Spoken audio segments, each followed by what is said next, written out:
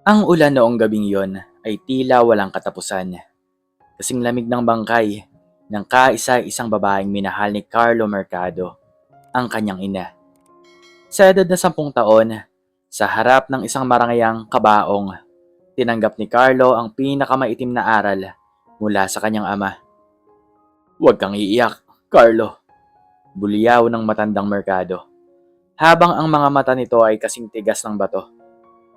Ang luha ay para sa mahihina. Ang emosyon ay balakid sa tagumpay. Ang tanging may halaga sa mundong ito ay ang kapangyarihan at pera. Tandaan mo, walang matitira sa iyo kapag hinayaan mong lumambot ang puso mo. Simula noon, naging yelo ang dugo ni Carlo. Lumaki siyang isang bilyonaryo ang kinakatakutan sa mundo ng korporasyon. Tinagurian siyang The Beast ng Board of Directors dahil sa kanyang kawalan ng awa. Para sa kanya, ang bawat tao ay may presyo. At ang bawat pakikipag-ugnayan ay isang transaksyon. Wala siyang kinakatakutan, kahit ang batas, kahit ang Diyos. Ngunit sa likod ng kanyang mga mamahaling suit at bilyon-bilyong ari-arian, may isang malaking butas sa kanyang pagkatao na hindi kayang punan ng ginto. Isang mainit na hapon, sakay ng kanyang kulay abong Lamborghini.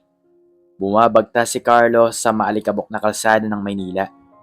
Isang talsik ng putik mula sa isang dumaraang truck ang nagpagitla sa kanya.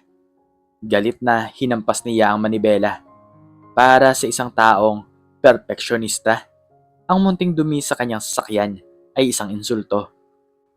Huminto siya sa isang simpleng car wash sa kanto, ang Bubbles and Shine.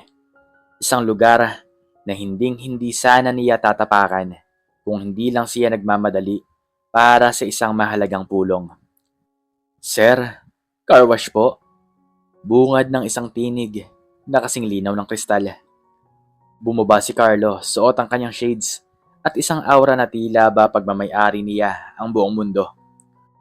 Ang gusto ko, sa loob ng 15 minuto, ay kuminang ang sakyang ito na parang bago. Huwag mong hahawakan ng walang guwantes. Mas mahal pa ang pintura nito kaysa sa buong buhay mo. Tumingala ang babaeng kausap niya.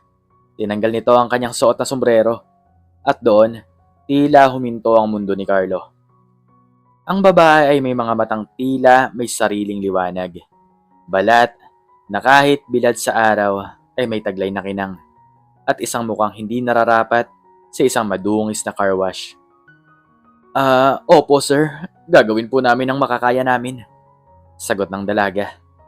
Hindi ito natakot sa kanyang bulyaw. Sa halip, ngumiti pa ito ng bahagya. Isang ngiting hindi kayang bilhin ng bilyong-bilyon niya. Anong pangalan mo? Tanong ni Carlo. Pilit na ibinabalik ang kanyang pagiging arogante. Samantha po sir, sagot nito habang nagsisimulang magsabon. Naupo si Carlo sa isang silya sa gilid. Pinapanood ang bawat galaw ni Samantha. May kakaiba sa dalaga. Habang ang ibang trabahador ay nagrereklamo sa init, si Samantha ay kumakanta pa ng mahina habang masayang nililinis ang gulong ng kanyang sasakyan. Bakit ka nandito? Untag ni Carlo. Sa ganda mong yan, bakit naglilinis ka ng sasakyan sa ilalim ng tirik na araw? Huminto si Samantha at pinunasan ng pawis sa noo gamit ang likod ng kanyang kamay. Wala naman pong masama sa marangal na trabaho, sir. Dito ko po kinukuha ang pampaaral ko sa mga kapatid ko at pambili ng gamot ni nanay. At mahirap lang po kami pero hindi naman po kami tamad. Pera lang palang kailangan mo. Uyam ni Carlo. Kumuha siya ng 1,000 piso sa kanyang pitaka at ibinato ito sa paanan ni Samantha. Iwanan mo na yan. Ipagtimpla mo ako ng kape. Yung mabilisan. Tiningnan ni Samantha ang pera sa semento. Pagkatapos ay tumingin siya ng diretso sa mga mata ni Carlo. Walang galit kundi awa. Dinampot niya ang pera at lumapit sa bilyonaryo. Inilagay niya ito sa bulsa ng suit ni Carlo. Sir, binabayaran niyo po ako para linisin ang sasakyan niyo. hindi para maging utusan nyo. At lalong, hindi nyo po mabibili ang dignidad ko sa halagang 1,000. Mahinahong sabi ni Samantha. Tatapusin ko po ang sasakyan nyo dahil iyon po talaga ang trabaho ko. Natameme si Carlo. Sa unang pagkakataon sa loob ng maraming taon, may isang taong tumanggi sa pera niya. May isang taong hindi natakot sa kanyang tingin. Nang matapos ang car wash, kuminang ang sasakyan tulad ng pangako ni Samantha. Habang paalis si Carlo, hindi niya mapuknat ang tingin sa rearview mirror. Nakita niyang ibinahagi ni Samantha ang tip na ibinigay ng ibang customer sa kanyang mga kasamahan. Simula noon, tila naging ritual na ni Carlo ang dumaan sa Bubbles and Shines araw-araw. Kahit malinis ang sasakyan, magpapalinis siya. Sir, kalilinis lang po nito kahapon . Una ni Samantha isang hapon. Marumi ang hangin sa Makati. Ayaw ko nang maalikabok. Palusot ni Carlo. Sa bawat pagbisita, unti-unting nakikilala ni Carlo si Samantha. Nalaman niyang pangarap nitong maging isang guro. Nalaman niyang namatay ang ama nito sa aksidente at siya ang tumatayong haligi ng tahanan. Sa bawat kwento ni Samantha, tila may natutunaw na yelo sa puso ni Carlo.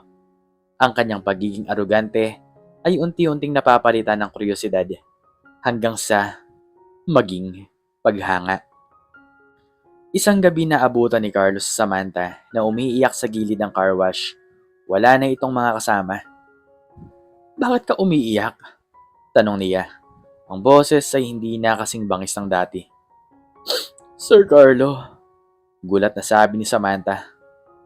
Wala po ito. Pagod lang. Huwag mo akong mentaryuhin, Samantha. Sabihin mo sa akin. Ang kapatid ko po, kailangan ng operasyon sa puso. Hindi sapat ang kinikita ko rito. Kahit magdoble kayod pa po ako. Hindi ko alam kung paano kukuha ng ganoong kalaking halaga. Ikbi ni Samantha. Ito na ang pagkakataong hinihintay ni Carlo. Ang pagkakataong ipakita na ang pera ang sagot sa lahat. Magkano? Sabihin mo sa akin ang halaga. Susulat ko ang cheque ngayon din. Pero sa isang kondisyon. Tumingin si Samantha sa kanya, puno ng pag-asa at takot. Ano pong kondisyon? Huwag ka nang magtrabaho rito. Maging sekretary ko sa opisina. Doon, hindi ka madudumihan. Hindi ka pagpapawisan. Umiling si Samantha habang tumutulo ang luha. Sir, salamat po pero hindi ko po kayang tanggapin ang pera nyo. Kung ang kapalit ay ang pagtalikod ko sa kung sino ako. Gusto ko pong paghirapan ang tulong na ibinigay nyo. At higit sa lahat, ayoko pong maging utang na loob ang dahilan kung bakit ako lalapit sa inyo. Bakit ba napakatigas ng ulo mo? Sigaw ni Carlo. Bumabalik ang pagiging agresibo. Inibigyan na nga kita ng paraan para maisalba ang kapatid mo. Dahil gusto ko pong mahalin niyo ako. Hindi dahil kailangan ko kayo, kundi dahil gusto ko kayo. Bulalas ni Samantha. Natigilan si Carlo. Ang salitang mahalin ay tila isang banyagang tunog sa kanyang pandinig. Ngunit sa pagkakataong iyon, napagtanto niya na hindi ang kagandahan ni Samantha ang nagpalambot sa kanya, kundi ang busilak na puso na hindi kayang dungisan ang hirap ng buhay.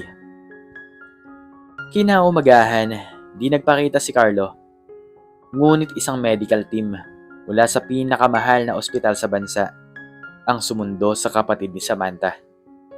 Lahat ng gastusin ay bayad na. Walang kondisyon, walang kapalit. Isang maikling sulat lang ang iniwan. Gawin mo ang gusto mo. Hindi ito transaksyon.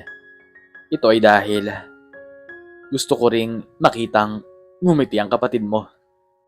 Ngunit hindi naging madali ang lahat. Ang balita tungkol sa ugnayan ng bilyonaryo at ng car wash girl ay kumalat sa social media at sa mundo ng mga elite. Ang ama ni Carlo, si Don Roberto, ay lalong nagalit. Sinira mo ang pangalan natin, Carlo. Isang babaeng naglilinis ng sasakyan. Ano na lang ang sasabihin ng mga business partners natin? Galit na bulyaw ng matanda sa loob ng kanilang mansyon. Hindi siya isang babae lang, Dad. Sagot ni Carlo. Kalmado ngunit may paninindigan. Siya ang nagturo sa akin na ang tunay na kayamanan ay wala sa bank account natin. Siya ang nagpaalala sa akin na may puso pa pala ako sa likod ng mga mamahaling coat na to. Piliin mo, Carlo, ang kumpanya o ang basurang yon. Kapag pinili mo siya, aalisin ko sa'yo ang lahat. Magiging pulubi ka. Tumingin si Carlo sa paligid ng marangayang opisina ng kanyang ama. Tumingin siya sa mga painting na nagkakahalaga ng milyon, sa mga gintong dekorasyon na walang buhay. Pagkatapos, naalala niya ang tawa ni Samantha habang nagsasabon ng gulong. Naalala niya ang pakiramdam ng kapayapaan kapag kasama niya ito. Salamat po sa lahat, Dad. Pero mas gusto ko pang maging mahirap na kasama siya kaysa maging bilyonaryong kasing lamig at kasing lungkot nyo.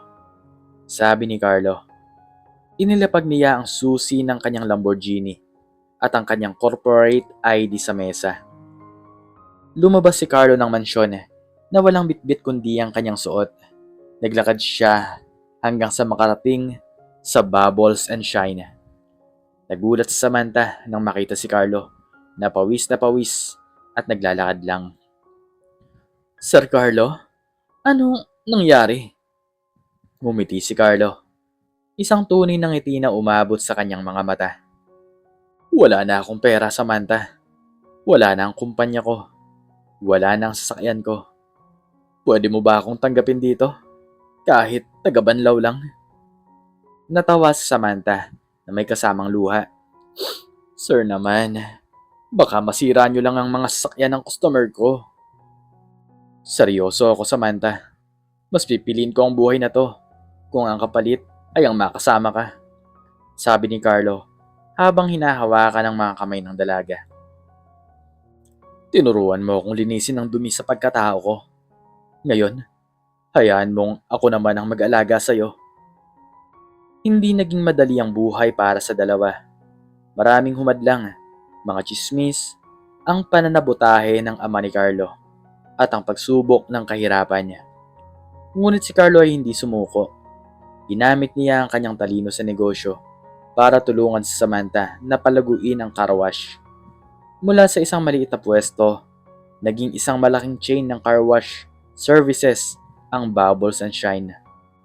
Lumipas ang mga taon, isang gabi, sa harap ng isang bagong pasinayang paaralan na ipinatayo ni Carlo para sa mga batang mahihirap, ang Samantha Mercado Learning Center. Lumuhod ang dating aroganteng bilyonaryo. Samantha, wala na akong bilyong piso sa bangko na kasing dami ng dati, pero ang pag-ibig ko para sa'yo ay higit pa sa anumang halaga sa mundo. Pakakasal ka ba sa akin? Sa gitna ng palakpakan ng kanilang mga kaibigan at ng mga batang tinutulungan nila, sumagot si Samantha ng isang matamis na oo. Sa huli, napatunayan ni Carlo na ang pinakamahalagang bagay sa mundo ay hindi nakukuha sa kintab ng ginto o sa bilis ng sasakyan. Minsan, matatagpuan mo ang tunay na kayamanan sa pinaka hindi inaasahang lugar. Sa isang simpleng car wash, sa likod ng mga bula ng sabon, at sa puso ng isang babaeng marangal. Ang Beast ay hindi lamang napaamo. Siya ay naging isang bagong tao. At sa bawat pagpatak ng ulan, hindi na lungkot ang naalala ni Carlo, kundi ang araw na ang isang car wash girl ay naglinis hindi lang ng kanyang sasakyan, kundi pati na rin ng kanyang kaluluwa. Ang dating matapobre at matigas na puso ay napalitan ng mapagkumbaba at mapagmahal na asawa. At hanggang dito na lamang po nagtatapos ang istorya. Sana po ay nagustuhan nyo to. Please like, share, and subscribe. And click the notification bell para palagi po kayong updated sa mga bago pang istorya. Muli ay maraming salamat po. At God bless us all.